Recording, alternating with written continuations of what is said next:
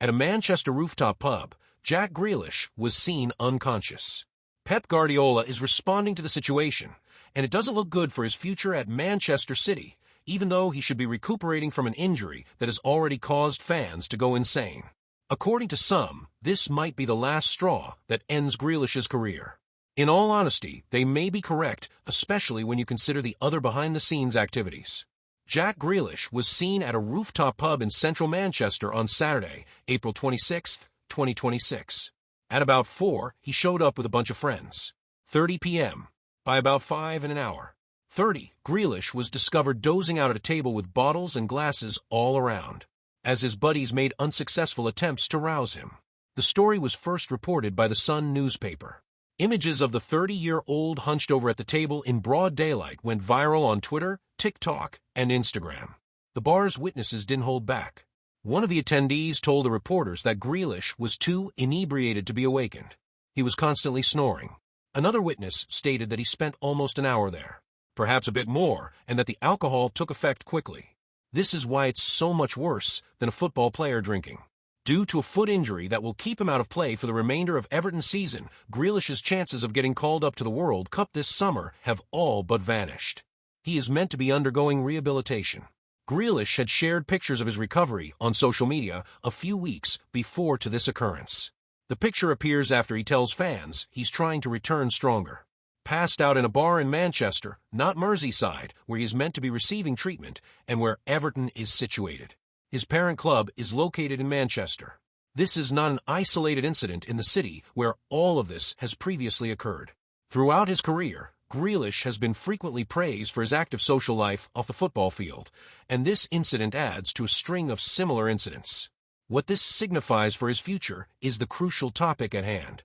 In particular, does Pep Guardiola really want him to return to Manchester City? You must return to the beginning in order to comprehend the gravity of this moment.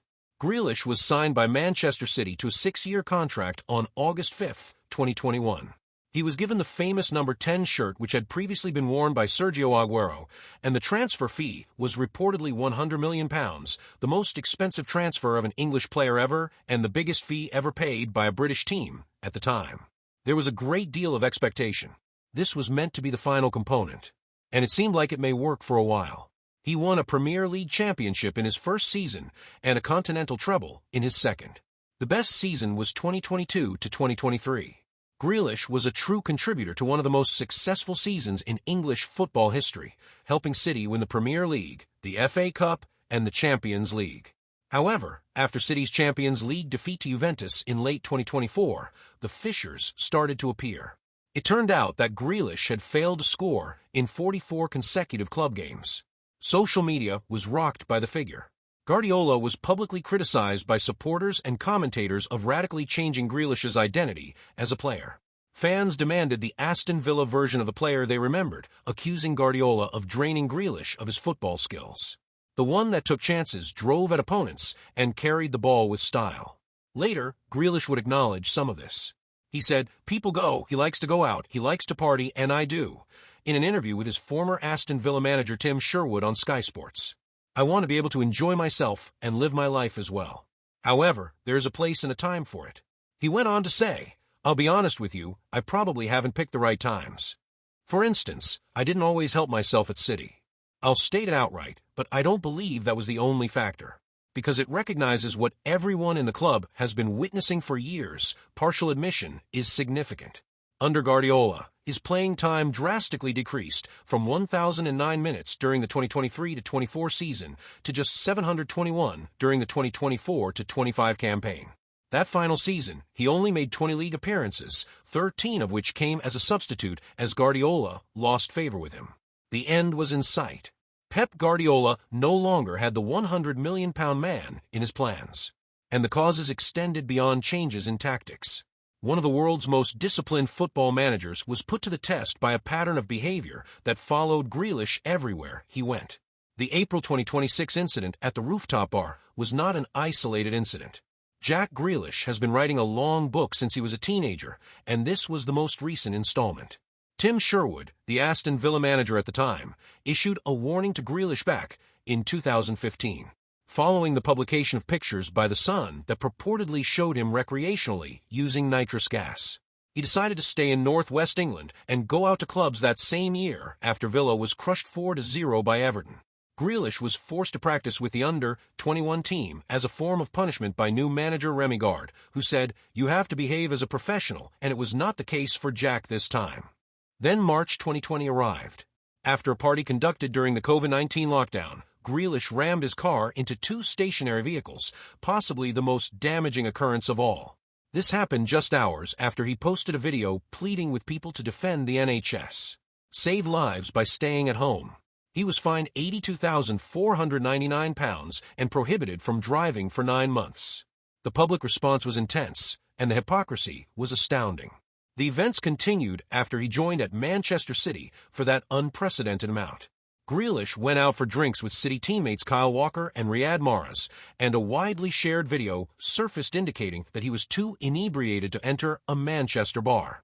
The group chose not to enter because the venue was too crowded at the front and they couldn't utilize a side entry, according to City, which refuted the accusation. When Guardiola was questioned about it during a press conference, the game was called. However, he had already disciplined Grealish and Phil Foden for going out on a different night during the CHR. No active football player wants those parallels to be attached to their name. Was the summer of 2025 supposed to be the pivotal moment in history? Provided Grealish the opportunity to revive his career after he had lost favor at the Etihad. The Merseyside club confirmed the Manchester City forward's arrival on a loan agreement until the end of the season. An option to purchase for £50 million was part of the agreement. The explanations were obvious.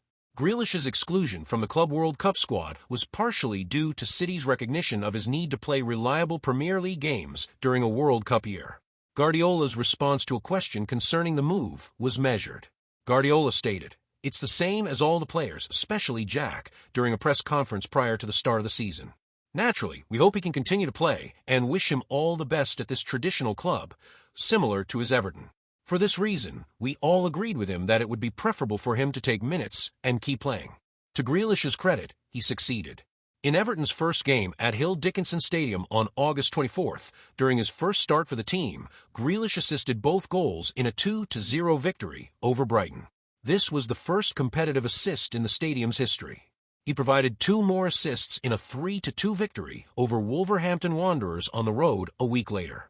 With 4 assists in August, he won the Premier League Player of the Month accolade for the first time in his career by September. The form went on. He scored his first goal for Everton in October during a 2-1 comeback victory over Crystal Palace, ending Palace's 19-game winning streak with an injury-time goal. He scored the game-winning goal in a 1-0 victory over AFC Bournemouth in December.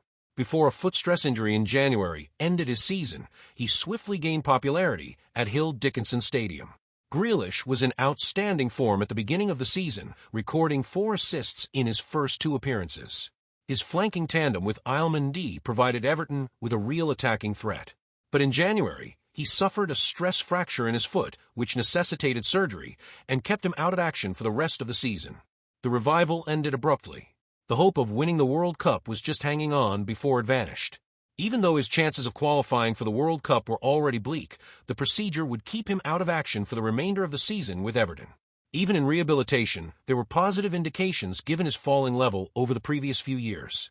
Everton saw Grealish's decision to remain on Merseyside during his recuperation as a positive indication of his long-term prospects.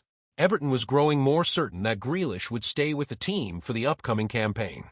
Gareth Barry, a former midfielder for Everton, publicly pleaded with the team to retain him, stating, "He is the type of player that Everton fans love. The fans will be enthralled by him. He will give it his all, and he also adds a little bit of X factor." Then April 26 arrived, and the meticulously crafted story of a guy changing his life was ruined by the pictures from a rooftop bar in Manchester. Not Liverpool, not Merseyside, but Manchester. What does Pep Guardiola think of all this, then? You have to piece together what he has said over time in order to respond to that question. Because everything is revealed by the pattern. Guardiola was tactful when Grealish was loaned out. He sent him his best wishes. Even when he talked about how important game time is, his tone was suggestive. After 2 years on the sidelines, Guardiola said it would be fantastic for Grealish to find a new club and have butterflies in his stomach once more. According to Guardiola, The club and Grealish had frank discussions before making the choice. He also implied that Grealish needed to find a new team and rekindle his passion for football, even if he refrained from declaring that his time at City was over.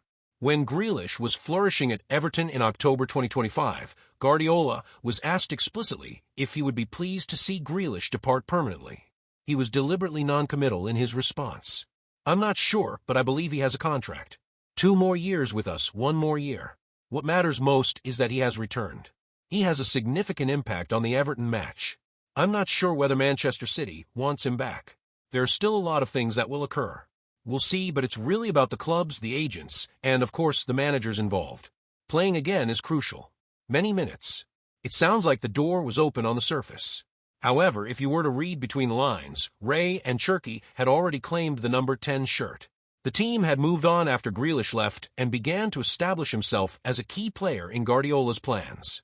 It was acknowledged that Grealish's Manchester City career was essentially over after arguably justifying the financial outlay in just one of his 4 seasons at the Etihad Stadium. Additionally, there is the history of Guardiola's handling of Grealish's behavior off the field.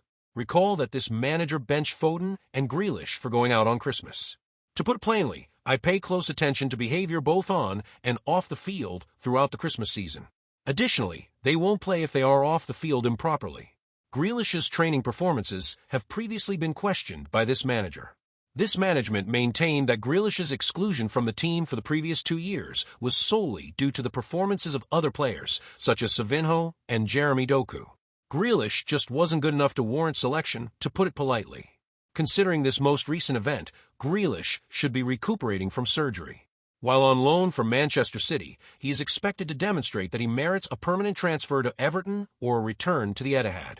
Rather, he is unconscious at Manchester Story's rooftop bar at 5 o'clock. Surrounded by drink glasses, he snores at 30 in the afternoon as his pals attempt, but are unable to rouse him. Although talks with Manchester City about lower payments are still underway, Everton is eager to prolong his stay into a second season, ideally on another loan agreement. The current loan agreement includes a £50 million buy.